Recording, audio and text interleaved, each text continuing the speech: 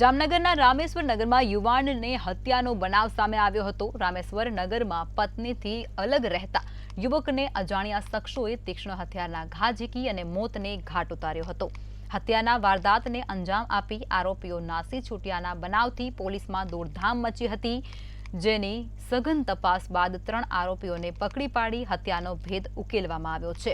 ત્યારે પોલીસને મોટી સફળતા પણ મળી છે, જ્યારે પોલીસ તપાસમાં સામે આવ્યું છે કે મૃતકની પત્ની સાથે મુખ્ય આરોપી અનૈતિક સંબંધ ધરાવતો હતો, જેમાં રિક્ષા ચાલક યુવાન આડખીલી રૂપ બનતો હોવાથી તેને મોતને ઘાટ ઉતારી દીધાનો ઘટસ્ફોટ થયો છે। જામનગરમાં 1 માર્ચના રોજ એક મર્ડરનો બનાવ બનેલો હતો રામેશ્વર નગર વિસ્તારમાં। તેમાં જે મરણ જનાર છે પ્રતાપભાઈ બાબુભાઈ મકવાણા, તેની ધોકા અને પાઇપ વડે ગંભીર ઈજાઓને કારણે તેઓ મૃત્યુ પામેલા હતા। આ બાબતને લઈને સિટી બી ડિવિઝન પોલીસ સ્ટેશનમાં 467/24 પ્રકારે 302 IPC 302 મુજબ ગુનો દાખલ કરવામાં આવેલો હતો।